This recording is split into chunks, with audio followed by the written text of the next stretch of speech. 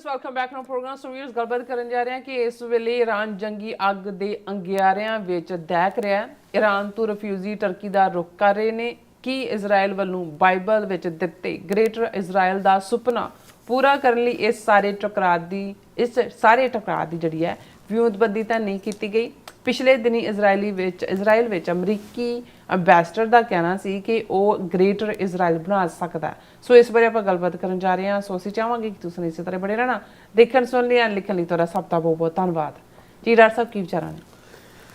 ਦੇਖੋ, ਇਨਸਾਨੀ ਹਿਸਟਰੀ ਦੇ ਵਿੱਚ ਜਿੱਥੇ ਮਜ਼ਹਬ ਦਾ ਇੱਕ ਆਪਣਾ ਮੁਕਾਮ ਹੈ, ਖਾਸ ਮੁਕਾਮ ਹੈ, ਉੱਥੇ ਭਵਿੱਖਬਾਣੀਆਂ ਜਿਨ੍ਹਾਂ ਨੂੰ ਅਸੀਂ ਪੇਸ਼ੀਨ ਗੋਈਆਂ ਕਹਿੰਦੇ ਹਾਂ, ਪ੍ਰੋਫੈਸਿਸ, ਸਕ੍ਰਿਪਚਰ ਕਿ ਗ੍ਰੰਥ ਦੇ ਵਿੱਚ ਕੀ ਲਿਖਿਆ ਹੈ ਕੀ ਨਹੀਂ ਲਿਖਿਆ, ਅਤੇ ਹਰ ਇੱਕ ਦੀ ਆਪੋ ਆਪਣੀ ਇੰਟਰਪ੍ਰੀਟੇਸ਼ਨ ਹੁੰਦੀ ਹੈ।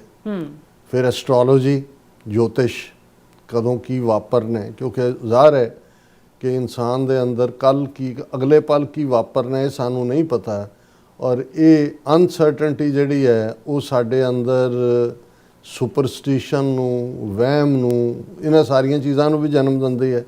ਔਰ ਕੋਈ ਜਿਹੜੇ ਇਸ ਕਿਸਮ ਦੀਆਂ ਗੱਲਾਂ ਕਰਨ ਵਾਲੇ ਨੇ ਉਹਨਾਂ ਦਾ ਰੁਜ਼ਗਾਰ ਵੀ ਉਹਦੇ ਨਾਲ ਹੀ ਜੁੜਿਆ ਹੁੰਦਾ। ਇਸ 'ਤੇ ਤੁਸੀਂ ਅੱਜ ਡਿਬੇਟ ਕਰਾ ਲਓ ਕਿ ਕੀ ਜੋਤਿਸ਼ ਜਾਂ ਪਾਮਿਸਟਰੀ ਜਾਂ ਐਸਟ੍ਰੋਲੋਜੀ ਜਾਂ ਦੂਜਾ ਇਹ ਹੱਕ ਹੈ। ਇੱਕਦਮ ਡਿਬੇਟ ਸ਼ੁਰੂ ਹੋ ਜਾਏਗੀ ਜੀ ਮੈਨੂੰ ਫਲਾਣੇ ਨੇ ਇਹ ਦੱਸਿਆ ਸੀ, ਇਵੇਂ ਹੀ ਹੋਇਆ, ਮੇਰਾ ਤਾਂ ਕੋਈ ਅਮਰੀਕਾ ਜਾਣ ਦਾ ਹੈ ਹੀ ਨਹੀਂ ਸੀ, ਮੈਨੂੰ ਤਾਂ ਵੀਜ਼ਾ ਹੀ ਨਹੀਂ ਸੀ। ਮੈਂ ਉਹ ਕਹਿੰਦਾ ਸੀ ਨਹੀਂ ਤੂੰ ਜਾਣਾ, ਤੂੰ ਤਾਂ ਉੱਥੇ ਰਾਣੀ ਬਣ ਕੇ ਰਹਿਣਾ। ਦੇਖੋ ਜੀ ਮੈਂ ਰਾਣੀ ਬਣ ਗਈ ਹੈ। ਉਹ ਕਹਿੰਦੇ ਨਾ ਹੀ ਤੇਰਾ ਰਾਣੀ ਹੈ, ਇੱਥੇ ਤਾਂ ਸਟੋਰਾਂ 'ਤੇ ਕੰਮ ਕਰਨਾ ਪੈਂਦਾ। ਉਹ ਕਹਿੰਦੇ ਨਹੀਂ ਉਹ ਅਮਰੀਕਾ ਦਾ ਆ ਗਿਆ ਕਿ ਨਹੀਂ ਆ ਗਿਆ। ਸੋ ਹਰ ਕੋਈ ਉਹਨੂੰ ਜਸਟੀਫਾਈ ਕਰਦਾ। ਔਰ ਇਹਦੇ 'ਚ ਦੋ ਇਹ ਜਿਹੜੀਆਂ ਖਾਸ ਨਸਲਾਂ ਨੇ, ਇੱਕ ਪਾਸੇ ਬ੍ਰਾਹਮਣ ਜਿਨ੍ਹਾਂ ਨੇ, ਹੁਣ ਜਦੋਂ ਅਸੀਂ ਇਨਸਾਨੀ ਤਾਰੀਖ ਦੇਖਦੇ ਹਾਂ, ਹਿਊਮਨ ਹਿਸਟਰੀ, ਅਤੇ 6-7 ਹਜ਼ਾਰ ਸਾਲ ਤੋਂ ਪਿੱਛੇ ਤੁਸੀਂ ਜਾ ਕੇ ਕੋਈ ਸਭਿਅਤਾ, ਕੋਈ ਸਿਵਲਾਈਜੇਸ਼ਨ ਖੜੀ, ਹਾਲਾਂ ਧਰਤੀ ਬਣਦਿਆਂ ਬਿਲੀਅਨ ਆਫ ਈਅਰਸ ਲੱਗੇ, ਬਿਲੀਅਨ ਆਫ ਈਅਰਸ 'ਚ ਬੰਦਾ ਤੱਕ ਪਹੁੰਚਦੇ ਹੋਇਆ, ਉਹ ਕਹਾਣੀ ਇੱਕ ਵੱਖਰੀ ਹੈ। ਲੇਕਿਨ ਜੇ ਸਭ ਤੋਂ ਪੁਰਾਣੀਆਂ ਤੁਸੀਂ ਸਿਵਲਾਈਜੇਸ਼ਨਸ ਤੱਕ ਵੀ ਜਾਓਗੇ, ਖਿੱਚ ਤੂ ਕੇ ਤੁਸੀਂ 6000 ਸਾਲ ਤੋਂ ਪਿੱਛੇ ਨਹੀਂ ਜਾ ਸਕਦੇ।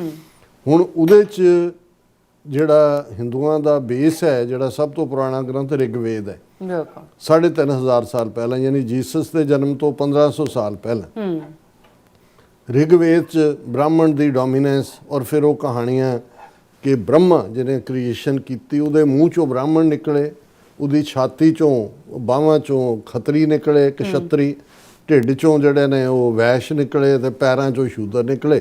ਇਸ ਲਈ ਬ੍ਰਾਹਮਣ ਸੁਪਰੀਮ ਹੈ। ਔਰ ਉਹ ਬਾਅਦ ਦੇ ਵਿੱਚ ਮਨੂ ਨੇ ਆਪਣੀ ਸਮ੍ਰਿਤੀ ਰਾਹੀਂ ਉਹਨੂੰ ਕੋਡੀਫਾਈ ਕਰਕੇ ਬ੍ਰਾਹਮਣਾਂ ਨੂੰ ਬਣਾ ਦਿੱਤਾ। ਔਰ 3500 ਬੇਸ਼ੱਕ ਇੰਡੀਅਨ ਕਨਸਟੀਟਿਊਸ਼ਨ ਨੇ 1 ਪਰਸਨ 1 ਵੋਟ ਦਾ ਕਾਨਸੈਪਟ ਦਿੱਤਾ ਹੈ, ਪਰ ਤੁਸੀਂ ਅੱਜ ਵੀ ਦੇਖੋਗੇ ਕਿ ਬ੍ਰਾਹਮਣ ਨਸਲ, ਉਹਨਾਂ 'ਚ ਵੀ ਫਿਰ ਚਤੁਰਵੇਦੀ, ਦ੍ਰਿਵੇਦੀ, ਦਿਵਵੇਦੀ, ਕਿਹਨੂੰ 4 ਵੇਦ ਆਉਂਦੇ ਨੇ, 3, ਉਹੀ ਡੋਮੀਨੈਂਸ ਉਹਨਾਂ ਦੀ ਕਾਇਮ ਹੈ।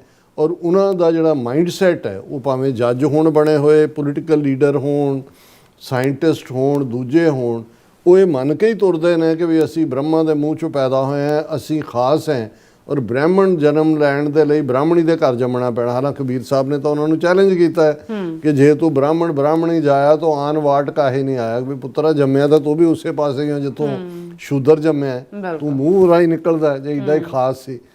ਲੇਕਿਨ ਇਹਦੇ ਬਾਵਜੂਦ ਜਿਹੜਾ ਬ੍ਰਾਹਮਣ ਦਾ ਸੁਪਰਾਮੇਸੀ ਦਾ ਦਰਜਾ ਹੈ, ਔਰ ਵਰਣ ਆਸ਼ਰਮ ਜਿਹੜਾ ਹੈ, ਉਹਨੂੰ ਈਵਨ ਗਾਂਧੀ ਵਰਗਾ ਵੀ ਜਿਹੜਾ ਅਦਰਵਾਈਜ਼ ਬੜਾ ਸ਼ੂਦਰਾਂ ਦਾ ਹਮਦਰਦ ਬਣਿਆ ਹੋਇਆ ਸੀ, ਉਹਨਾਂ ਨੇ ਚੈਲੰਜ ਨਹੀਂ ਕੀਤਾ। ਹੁਣ ਜੇ ਅਸੀਂ ਜੂਡਿਜ਼ਮ ਵੱਲ ਜਾਈਏ, ਓਲਡ ਟੈਸਟਾਮੈਂਟ ਲਗਭਗ ਉਹੀ 3500-4000 ਸਾਲ ਪਹਿਲਾਂ ਹੋਏਗਾ। ਉਹਦੇ 'ਚ ਚੋਜ਼ਨ ਪੀਪਲ ਵਾਲੀ ਗੱਲ, ਉਹ ਲੰਬੀ ਕਹਾਣੀ ਹੈ ਕਿ ਜੀ ਕੀ ਉਹਨਾਂ ਨੂੰ ਇਹ ਜਿਹੜਾ ਉਹ ਚੋਜ਼ਨ ਪੀਪਲ ਹੋ ਗਿਆ। 2000 ਸਾਲ ਪਹਿਲਾਂ ਜੀਸਸ ਆਏ, ਜਿਹਨੂੰ ਨਿਊ ਟੈਸਟਾਮੈਂਟ ਕਿਹਾ ਜਾਂਦਾ ਹੈ, ਬਾਈਬਲ ਕਿਹਾ ਜਾਂਦਾ ਹੈ।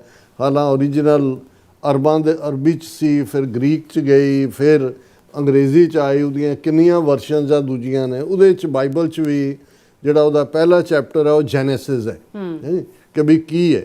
ਉਹਦੇ 'ਚ ਕਿਉਂਕਿ ਉਹ ਕਹਾਣੀ ਜਿਹੜੀ ਚੋਜ਼ਨ ਪੀਪਲ ਵਾਲੀ, ਹਾਲਾਂ ਉਹਦੇ ਇੱਕ ਡਿਫਰੈਂਟ ਉਸ ਦੀਆਂ ਇੰਟਰਪ੍ਰੀਟੇਸ਼ਨਸ ਨੇ, ਉਹ ਬਾਈਬਲ ਨੇ ਵੀ ਕੈਰੀ ਕੀਤੀ ਕਿ ਜੀ ਇਹ ਨੇ, ਔਰ ਇਹਨਾਂ ਦਾ ਮੁਲਕ, ਔਰ ਇਹਦੇ 'ਚ ਕੋਈ ਸ਼ੱਕ ਨਹੀਂ ਹੈ ਕਿ ਲਗਭਗ 2-2.5 ਹਜ਼ਾਰ ਸਾਲ ਪਹਿਲਾਂ ਜਿਹੜਾ ਇਹਨਾਂ ਦਾ ਟੈਂਪਲ, ਜਿਹੜਾ ਜਿਹਨੂੰ ਹੁਣ ਜਿਹਦੀ ਇੱਕ ਵੇਲਿੰਗ ਵਾਲ ਹੈ ਜਿਹਦੇ ਅੱਗੇ ਜਾ ਕੇ ਰੋਂਦਿਆਂ ਪ੍ਰੇ ਕਰਦੇ ਨੇ, ਜਾਂ ਦੂਜੇ ਫਿਰ ਕਿਵੇਂ ਇਹਨਾਂ ਦੀ, ਔਰ ਇਸ ਦਾ ਵੀ ਧਿਆਨ ਰਿਹਾ ਕਿ ਜੀਸਸ ਕ੍ਰਾਈਸਟ ਜਿਨ੍ਹਾਂ ਨੇ ਕ੍ਰਿਸਚੀਅਨਿਟੀ ਦੇ ਦਿੱਤੀ ਦੁਨੀਆ ਨੂੰ, ਉਹ ਵੀ ਫਲਸਤੀਨੀ ਯਹੂਦੀ ਸੀ, ਨਜ਼ਰਤ ਦੇ ਵਿੱਚ ਰਹਿਣ ਵਾਲੇ। ਔਰ ਅੱਜ ਵੀ ਪਿਛਲੇ ਦਿਨਾਂ 'ਚ ਹੀ ਟੱਕਰ ਕਾਰਲਸਨ ਨੇ ਜਾਰਡਨ ਦੇ ਈਸਾਈਆਂ ਨੂੰ ਵੀ ਜਿਹੜਾ ਇੰਟਰਵਿਊ ਕੀਤਾ, ਉਹਨਾਂ ਨੇ ਕਿਹਾ ਜੀ ਸਾਨੂੰ ਕਦੇ ਇੱਥੇ ਜਾਰਡਨ ਮੁਸਲਿਮ ਮੈਜੋਰਿਟੀ ਹੈ, ਜ਼ਾਹਰ ਹੈ 60% ਆਬਾਦੀ ਫਲਸਤੀਨੀਆਂ ਦੀ ਹੈ, ਉਹਨੂੰ ਕਿਹਾ ਸਾਨੂੰ ਕਦੇ ਹੋਇਆ ਹੀ ਨਹੀਂ ਕਿ ਸਾਡੇ ਨਾਲ ਕੋਈ ਡਿਸਕ੍ਰਿਮੀਨੇਸ਼ਨ ਹੁੰਦੀ ਹੈ। ਤੇ ਫਿਰ ਉਹਨੇ ਨਜ਼ੀਰਤ ਜੀਸਸ ਦਾ ਜਿਹੜਾ ਜਨਮ ਸਥਾਨ ਹੈ ਉਸ ਦਾ ਜਿਹੜਾ ਉਹ ਸਾਰਿਆਂ ਨੂੰ ਦੇਖਿਆ, ਬੈਥਲਹੈਮ ਔਰ ਦੂਜੇ, ਤੇ ਉਹਨਾਂ ਨੇ ਕਿਹਾ ਈਵਨ ਉਹਨਾਂ ਦੇ ਜਿਹੜੇ ਪ੍ਰੀਸਟ ਸੀ ਕਿ ਬਈ ਸਾਡੇ ਤਾਂ ਥੁੱਕਦੇ ਨੇ, ਔਰ ਜੋ ਸਾਡੇ ਨਾਲ ਵਿਹਾਰ ਯਹੂਦੀ ਇੱਥੇ ਕਰਦੇ ਨੇ ਵੀ ਅਸੀਂ ਤਾਂ ਜਿਹੜਾ ਡਰਦੇ ਹਾਂ ਕਈ ਵਾਰੀ ਬਾਹਰ ਨਹੀਂ ਨਿਕਲਦੇ।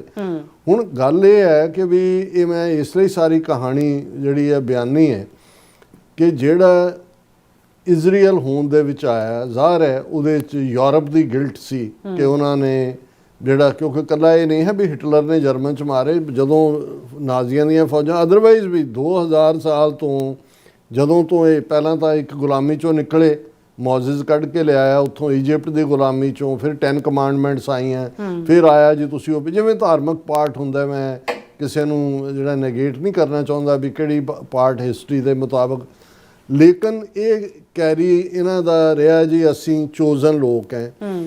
ਔਰ ਜਿਹੜਾ ਇਜ਼ਰਾਈਲ ਹੋਂਦ 'ਚ ਆਇਆ ਉਹ ਕਲੈਕਟਿਵ ਗਿਲਟ ਸੀ ਯੂਰਪ ਦੀ, ਕਿਉਂਕਿ ਇਸ ਗੱਲ ਦਾ ਧਿਆਨ ਰਿਹਾ ਕਿ ਮੈਂ ਹਾਲਾਂਕਿ ਕੋਈ ਹਿਸਟਰੀ ਦਾ ਪ੍ਰੋਫੈਸਰ ਨਹੀਂ ਹੈ, ਲੇਕਿਨ ਜੇ ਯਹੂਦੀਆਂ ਦੀ ਅੱਜ ਹੋਂਦ ਹੈ 14-15 ਮਿਲੀਅਨ ਯਹੂਦੀ ਨੇ, ਜਿਨ੍ਹਾਂ ਦੇ ਵਿੱਚ 8 ਮਿਲੀਅਨ 8 ਜਾਂ 9 ਮਿਲੀਅਨ ਇਜ਼ਰਾਈਲ 'ਚ ਨੇ, 6 ਮਿਲੀਅਨ ਅਮਰੀਕਾ 'ਚ ਹੋਣਗੇ, ਬਾਕੀ ਯੂਰਪ 'ਚ ਨੇ।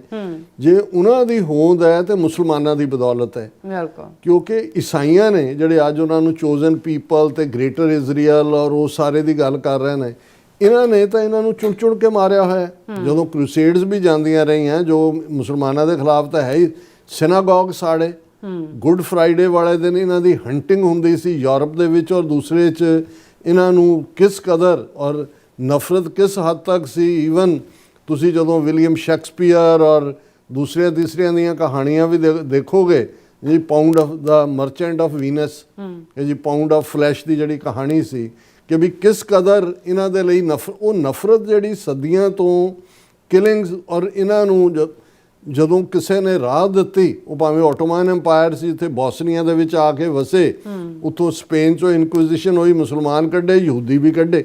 ਸੋ ਜਿੰਨੀ ਨਫ਼ਰਤ ਯਹੂਦੀਆਂ ਦੇ ਲਈ ਈਸਾਈਆਂ ਦੇ 'ਚ ਰਹੀ, ਕਿਉਂਕਿ ਇਹ ਆਪਣਾ ਗਰਜ ਸੀ ਉਹਨਾਂ ਨੂੰ ਕਿ ਜੀ ਦੇਖੋ ਜਿਹੜੀ ਜੀਸਸ ਦੀ ਕਰੂਸੀਫਿਕਸ਼ਨ ਹੋਈ ਉਹਦੇ ਲਈ ਇਹ ਜ਼ਿੰਮੇਵਾਰ ਨੇ, ਕਿਉਂਕਿ ਐਮਪਾਇਰ ਤਾਂ ਰੋਮਨ ਸੀ, ਰੋਮਨ ਐਮਪਾਇਰ ਤਾਂ ਪੈਗਨ ਸੀ, ਉਹਨਾਂ ਦਾ ਕੋਈ ਮਜ਼ਹਬ, ਬਾਅਦ 'ਚ ਕ੍ਰਿਸਚੀਅਨਿਟੀ ਉਹਨਾਂ ਨੇ ਅਡਾਪਟ ਕੀਤੀ। ਔਰ ਇਸੇ ਲਈ ਜਿਹੜਾ ਫਤਵਾ ਵੀ ਦਿੱਤਾ ਗਿਆ ਕਿ ਵੀ ਜੀਸਸ ਨੇ ਬਲੈਸਫੈਮੀ ਕੀਤੀ ਹੈ। ਹੁਣ ਬਲੈਸਫੈਮੀ ਕੀ ਸੀ ਕਿ ਜੀਸਸ ਆਪਣੇ ਆਪ ਨੂੰ ਸਨ ਆਫ ਗॉड ਕਹਿੰਦਾ ਹੈ, ਮਸਾਇਆ ਕਹਿੰਦਾ ਹੈ, ਔਰ ਯਹੂਦੀ ਜਿਹੜੀ ਉਹਨਾਂ ਦੀ ਕਲਰਜੀ ਸੀ ਉਹਨਾਂ ਨੇ ਫੈਸਲਾ ਦਿੱਤਾ ਕਿ ਵੀ ਇਹ ਬਲੈਸਫੈਮੀ ਕਰ ਰਿਹਾ, ਇਹ ਸਨ ਆਫ ਗॉड ਨਹੀਂ ਹੈ। ਔਰ ਇਸੇ 'ਚ, ਔਰ ਇਹੀ ਕਾਰਨ ਹੈ ਜਦੋਂ ਕ੍ਰਿਸਮਸ ਆਉਂਦੇ ਉਹਦੇ ਨੇੜੇ ਤੇੜੇ ਬਹੁਤ ਸਾਰੀਆਂ ਫਿਲਮਾਂ ਚੱਲਦੀਆਂ ਨੇ, ਉਹਦੇ ਵਿੱਚ ਹੋਏਗਾ ਕਿ ਜਿਹੜਾ ਰੋਮਨ ਬਾਦਸ਼ਾਹ ਹੈ ਉਹ ਆਪਣੇ ਹੱਥ ਇੱਕ ਚਰਮਚੀ ਦੇ ਵਿੱਚ ਧੋ ਰਿਹਾ ਹੈ ਕਿ I am washing my hands of this sin, I have nothing to do, ਕਿ ਵੀ ਇਹਨੂੰ ਕਰੂਸੀਫਾਈ ਕਰਨ ਦੀ ਸਜ਼ਾ ਯਹੂਦੀਆਂ ਦੀ ਮਜਲਿਸ ਨੇ ਦਿੱਤੀ, ਉਹਨੇ ਤਾਂ ਉਹਦੇ 'ਤੇ ਇੰਪਲੀਮੈਂਟ ਕੀਤਾ। ਹੁਣ ਉਹ ਜਿਹੜਾ ਗਿਲਟ ਕ੍ਰਿਸਚੀਅਨਸ ਦਾ 2000 ਸਾਲ ਉਹਨਾਂ ਨੇ ਚੁਣ ਕੇ ਮਾਰਿਆ ਇਹਨਾਂ ਨੂੰ। ਉਦੋਂ ਇਹਨਾਂ ਨੂੰ ਚੋਜ਼ਨ ਪੀਪਲ ਨਹੀਂ ਨਜ਼ਰ ਆਏ, ਉਦੋਂ ਗ੍ਰੇਟਰ ਇਜ਼ਰਾਈਲ ਨਹੀਂ ਨਜ਼ਰ ਆਇਆ। ਇਹ ਤਾਂ ਫਸਟ ਵਰਲਡ ਵਾਰ ਵੇਲੇ ਜਦੋਂ ਬੈਲਫਾਸਟ ਡੈਕਲੇਰੇਸ਼ਨ ਕੀਤੀ ਗਈ, ਕਿਉਂਕਿ ਯਹੂਦੀ ਯੂਰਪ ਦੇ ਵਿੱਚ ਕਰਜ਼ਾ ਦਿੰਦੇ ਸੀ, ਬੁੰਕਰ ਸੀਗੇ, ਪੈਸਾ ਸੀ, ਉਹਨਾਂ ਨੇ ਅੰਗਰੇਜ਼ਾਂ ਦੀ ਮਦਦ ਕੀਤੀ। ਉਹਨਾਂ ਨੇ ਕਿਹਾ ਜੀ ਠੀਕ ਹੈ, whereas they have a right to homeland, whereas they have this, whereas they have this, but in the end of the day ਗੱਲ ਮੁੱਕ ਗਈ। ਸੈਕੰਡ ਵਰਲਡ ਵਾਰ ਤੋਂ ਬਾਅਦ ਮੈਂ ਅੱਗੇ ਵੀ ਜ਼ਿਕਰ ਕਰਕੇ ਹਟਿਆ ਕਿ ਪ੍ਰੈਜ਼ੀਡੈਂਟ ਰੂਜ਼ਵੈਲਟ ਕਦੇ ਹੱਕ 'ਚ ਨਹੀਂ ਸੀ। ਟਰੂਮੈਨ ਦੇ ਵੇਲੇ ਜਿਹੜੀ ਉਹ ਵੱਖਰੀ ਕਹਾਣੀ ਹੈ ਕਿ ਹਾਊ ਹੀ ਕਨਵਿੰਸਡ ਇਹਨਾਂ ਨੇ ਉਹਨੂੰ ਕੀਤਾ। ਹੁਣ ਜਦੋਂ ਤੁਹਾਨੂੰ ਇੱਕ ਟਿਕਾਣਾ ਮਿਲ ਗਿਆ, ਹੁਣ ਜਿਹੜੇ ਪਿਛਲੇ ਦਿਨਾਂ 'ਚ ਜਿਹੜਾ ਅਸੀਂ ਅੱਗੇ ਵੀ ਜ਼ਿਕਰ ਕੀਤਾ ਸੀ, ਟੱਕਰ ਕਾਰਲਸਨ ਨੇ ਜਿਹੜੇ ਅਮਰੀਕਾ ਦੇ ਐਂਬੈਸਡਰ ਨੇ ਇਜ਼ਰਾਈਲ ਦੇ ਵਿੱਚ ਮਾਈਕ ਹਕਬੀ, ਉਹਦੇ ਨਾਲ ਪੋਡਕਾਸਟ ਕੀਤਾ, ਲਗਭਗ 3 ਘੰਟੇ ਦਾ ਪੋਡਕਾਸਟ, ਵੈਰੀ ਇੰਟਰਸਟਿੰਗ। ਔਰ ਉਹਦੇ 'ਚ ਹੁਣ ਕਿਉਂਕਿ ਮਾਈਕ ਹਕਬੀ ਖੁਦ ਵੀ ਜਿਹੜਾ ਉਹ ਬੈਪਟਿਸਟ ਮਿਨਿਸਟਰ ਰਿਹਾ ਔਰ ਬਹੁਤ ਵੱਡਾ ਪ੍ਰੋ ਇਜ਼ਰਾਈਲ ਹੈ, ਇਜ਼ਰਾਈਲ ਨੂੰ। ਹੁਣ ਉਸ ਇੰਟਰਵਿਊ 'ਚ ਜਿਹੜੀ ਉਹ ਗੱਲ ਕਹਿੰਦਾ ਔਰ ਅਲਟੀਮੇਟਲੀ ਜੋ ਇਹ ਸਾਰੀ ਸਕੀਮ ਨਜ਼ਰ ਆ ਰਹੀ ਹੈ ਜਿਹਦੇ ਥੱਲੇ ਸੀਰੀਆ ਨੂੰ ਧਰਾਸ਼ਾਹੀ ਕੀਤਾ ਗਿਆ, ਲੈਬਨਾਨ ਨੂੰ ਕੀਤਾ ਗਿਆ, ਔਰ ਹੁਣ ਜਿਹੜਾ ਉਹ ਫਾਈਨਲ ਜਿਹੜੇ 7 ਮੁਲਕ ਸੀ ਉਹਨਾਂ ਦੇ ਵਿੱਚ ਉਹ ਹੁਣ ਈਰਾਨ ਦੀ ਵਾਰੀ ਹੈ। ਉਹਦੇ 'ਚ ਮਾਈਕ ਹਕਬੀ ਨੂੰ ਉਹ ਕਹਿੰਦਾ ਕਿ ਵੀ ਇਹ ਜਿਹੜਾ ਚੱਲ ਰਿਹਾ ਜਾਂ ਕੀ ਹੈ। ਉਹਨੇ ਕਿਹਾ ਜੀ ਦੇਖੋ ਜੈਨੇਸਿਸ ਦੇ ਵਿੱਚ ਗ੍ਰੇਟਰ ਇਜ਼ਰਾਈਲ ਦਾ ਜ਼ਿਕਰ ਹੈ, ਯਹੂਦੀਆਂ ਦਾ ਇਹ ਹੋਮਲੈਂਡ ਹੈ, 3000 ਇਅਰਸ ਅਗੋ ਦੇ ਵਰ ਹੀਅਰ, ਤੇ ਉਹਨਾਂ ਦਾ ਹੱਕ ਹੈ ਵੀ ਉਹ ਚਾਹਣ ਤੇ ਗ੍ਰੇਟਰ ਇਜ਼ਰਾਈਲ ਬਣਾ ਸਕਦੇ ਨੇ। ਹੁਣ ਗ੍ਰੇਟਰ ਇਜ਼ਰਾਈਲ ਦਾ ਜਦੋਂ ਕਨਸੈਪਟ ਆਉਂਦਾ ਉਹ ਫਿਰ ਟੱਕਰ ਕਾਰਲਸਨ ਉਹਨੂੰ ਕਹਿੰਦਾ ਕਿ ਇਟ ਮੀਨਸ ਨਾਈਲਸ, ਨੀਲ ਦਰਿਆ ਜਿਹਨੂੰ ਕਹਿੰਦੇ ਨੇ, ਇਜਿਪਟ ਦੇ ਵਿੱਚ ਹੈ। ਉਸ ਦੇ ਵਿੱਚ ਇਜਿਪਟ ਵੀ, ਸੀਰੀਆ ਵੀ, ਜਾਰਡਨ ਵੀ, ਟਰਕੀ ਦਾ ਇੱਕ ਹਿੱਸਾ ਵੀ, ਸਾਊਦੀ ਅਰੇਬੀਆ ਦਾ 2/3 ਵੀ, ਸੀਰੀਆ ਤੱਕ ਉਸ ਯੂਪਲਕਸ ਕੇ ਕਿਹੜੀ ਥਾਂ ਤੱਕ ਜਾਂਦਾ ਹੈ। ਉਹ ਕਹਿੰਦਾ ਹਾਂ ਦੇ ਕੈਨ ਟੇਕ ਇਟ। ਹੁਣ ਇਹ ਜਿਹੜੀ ਸਾਰੀ ਪਲਾਨ ਹੈ, ਔਰ ਦੂਸਰੇ ਪਾਸੇ ਮੈਂ ਇੱਕ ਬੜੇ ਲਰਨਡ ਜਿਹੜੇ ਮੁੱਲਾ ਸਕਾਲਰ ਡਾਕਟਰ ਸੀ ਜਿਹੜਾ ਟਰਨਡ ਹੋ ਉਹਨਾਂ ਦਾ ਸੁਣ ਰਿਹਾ ਸੀ। ਹੁਣ ਇਸ ਵੇਲੇ ਇਹ ਜਿਹੜੇ ਇੱਕ ਪਾਸੇ ਆਪਣੀਆਂ ਧਾਰਨਾਵਾਂ ਵਾਲੇ ਨੇ ਉਹ ਉਹਨੂੰ ਪੇਸ਼ੀਨ ਗੋਈਆਂ ਨੂੰ ਹਦੀਸਾਂ ਦੇ ਹਵਾਲੇ ਨਾਲ ਕਹਿੰਦੇ ਨੇ ਕਿ ਬਈ ਦੇਖੋ ਇਹ ਗਦਾਰ ਨੇ ਸਾਰੇ ਅਰਬ ਮੁਲਕ, ਇਜ਼ਰਾਈਲ ਨੇ ਗ੍ਰੇਟਰ ਇਜ਼ਰਾਈਲ ਬਣਾਉਣਾ ਹੈ। ਜਦੋਂ ਗ੍ਰੇਟਰ ਇਜ਼ਰਾਈਲ ਜਾਂ ਦੂਸਰਾ ਹੋਏਗਾ ਫਿਰ ਇਧਰ ਅਫਗਾਨਿਸਤਾਨ ਔਰ ਟਰਕੀ ਦੇ ਵਿਚਾਲਿਓਂ ਲਸ਼ਕਰ ਉੱਠੇਗਾ ਮੁਸਲਮਾਨਾਂ ਦਾ, ਉਹ ਫਿਰ ਜਾਣਗੇ, ਫਿਰ ਹਜ਼ਰਤ ਮਹਿੰਦੀ ਹੋਣਗੇ। ਇਹ ਯਹੂਦੀ ਜਿਹੜੇ ਨੇ ਮਦੀਨੇ ਦੇ ਦੀਵਾਰ ਤੱਕ ਪਹੁੰਚ ਜਾਣਗੇ, ਅੰਦਰ ਨਹੀਂ ਨੁਕਸਾਨ ਨਹੀਂ ਕਰ ਸਕਣਗੇ, ਫਿਰ ਬੜੀ ਜੰਗ ਹੋਏਗੀ। ਉਹ ਮਹਿੰਦੀ ਜਿਹੜਾ ਹੈ ਔਰ ਉਹ ਮਹਿੰਦੀ ਦਾ ਕਨਸੈਪਟ ਜਿਹਨੂੰ ਮਸਾਇਆ ਦਾ ਆਣਾ ਕਹਿੰਦੇ ਨੇ, ਉਹ ਕ੍ਰਿਸਚਨ ਵੀ ਮੰਨਦੇ ਨੇ, ਉਹ ਵੀ ਜੀਸਸ ਦੀ ਦੁਬਾਰਾ ਜਿਹੜੀ ਹੈ ਉਹ ਆਉਣ ਦੀ ਗੱਲ ਹੈ। ਫਿਰ ਜਿਹੜੇ ਇਸਲਾਮਿਕ ਸਕਾਲਰਾਂ ਦੇ ਕਹਿਣ ਮੁਤਾਬਕ ਵੀ ਇਹ ਪੇਸ਼ੀਨ ਗੋਈ ਹੈ ਕਿ ਫਿਰ ਜਿਹੜਾ ਉਹ ਮਸਾਇਆ ਦੇ ਥੱਲੇ ਕਮਾਂਡ ਥੱਲੇ ਇਸਲਾਮਿਕ ਲਸ਼ਕਰ ਜਾਏਗਾ, ਖੂਬ ਲਹੂ ਡੋਲਵੀਂ ਲੜਾਈ ਹੋਏਗੀ। ਜੇ ਕਿਸੇ ਦੇ 100 ਪੁੱਤਰ ਨੇ 99 ਮਾਰੇ ਜਾਣਗੇ, ਇੱਕ ਬਚੇਗਾ। ਇਵੈਂਚੁਅਲੀ ਯਹੂਦੀਆਂ ਦਾ ਜਿਹੜਾ ਉਹ ਐਂਡ ਹੋਏਗਾ, ਉਹਨਾਂ ਨੂੰ ਲੱਭ ਕੇ ਮਾਰਿਆ ਜਾਏਗਾ। ਤੇ ਹੁਣ ਦੇਖੋ ਮਜ਼ਹਬ ਜਿਹੜਾ ਹੈ ਜਾਂ ਧਰਮ ਜਿੰਨਾ ਕੁ ਮੈਨੂੰ ਸਮਝ ਆਉਂਦੀ ਹੈ ਉਹ ਤੁਹਾਡੀ ਪ੍ਰੈਜ਼ੈਂਟ ਲਾਈਫ ਨੂੰ ਤੁਸੀਂ ਕਿਵੇਂ ਇੱਕ ਡਿਸਪਲਿਨ 'ਚ ਰਹਿਣਾ ਹੈ। ਸਭ ਤੋਂ ਵੱਡਾ ਮਜ਼ਹਬ ਤਾਂ ਇਨਸਾਨੀਅਤ ਹੈ, ਔਰ ਨਫ਼ਰਤ ਨੂੰ ਫੈਲਾਉਣ ਦੇ ਲਈ ਇਸ ਕਿਸਮ ਦੀਆਂ ਕਹਾਣੀਆਂ ਹਿੰਦੂਆਂ ਨੇ ਪੁਨਰ ਜਨਮ ਦੀਆਂ ਬਣਾਤੀਆਂ ਕਿ ਸ਼ੂਦਰ ਕਦੇ ਅਗਲੇ ਜਨਮ 'ਚ ਵੀ ਜਿਹੜਾ ਉਹ ਬ੍ਰਾਹਮਣ ਨਹੀਂ ਬਣ ਸਕਦਾ, ਉਹਨੇ ਸ਼ੂਦਰ ਹੀ ਰਹਿਣਾ। ਹੁਣ ਇਹ ਸਾਰਾ ਪਾਰਟ ਜਿਹੜਾ ਹੈ ਮੈਨੂੰ ਇਹ ਲੱਗਦਾ ਹੈ ਕਿ ਵੀ ਇਹ ਜਿਹੜਾ ਗ੍ਰੇਟਰ ਇਜ਼ਰਾਈਲ ਦਾ ਕੀੜਾ ਇਹਨਾਂ ਦੇ ਵਿੱਚ ਵਾੜਿਆ ਹੋਇਆ ਹੈ, ਔਰ ਉਸ ਦੀ ਪੂਰਤੀ ਦੇ ਲਈ ਈਵਨ ਅਮਰੀਕਾ ਜਿਹੜਾ ਖਾਸ ਤੌਰ 'ਤੇ ਸਾਊਥ ਦੀਆਂ ਸਟੇਟਾਂ ਜਿਹੜੀਆਂ ਨੇ ਜਿਨ੍ਹਾਂ ਨੂੰ ਬਾਈਬਲ ਬੈਲਟ ਕਹਿੰਦੇ ਨੇ, ਉਹ ਬਿਲਕੁਲ ਉਹ ਇਸ ਆਈਡੀਆ ਨੂੰ ਪ੍ਰਮੋਟ ਕਰਦੇ ਨੇ, ਕਿਉਂਕਿ ਇਹਦੇ ਪਿੱਛੇ ਫਿਰ 1000 ਸਾਲ ਦੀ 1400 ਸਾਲ ਦੀ ਹੌਸਟਿਲਿਟੀ ਹੈ ਸਾਈਕੋ ਹਿਸਟਰੀ ਦੀ ਕ੍ਰਿਸਚੀਅਨਿਟੀ ਔਰ ਇਸਲਾਮ ਦੇ ਵਿਚਕਾਰ। ਕਰੂਸੇਡ, ਹੁਣ ਕਰੂਸੇਡ ਲਫ਼ਜ਼ ਉੱਥੋਂ ਹੀ ਆਇਆ, ਔਰ ਜਦੋਂ 9/11 ਤੋਂ ਬਾਅਦ ਪਹਿਲੀ ਸਪੀਚ ਜੂਨੀਅਰ ਬੁਸ਼ ਨੇ ਕੀਤੀ ਤਾਂ ਉਹਨੇ ਲਫ਼ਜ਼ ਕਰੂਸੇਡ ਇਸਤੇਮਾਲ ਕੀਤਾ ਸੀ।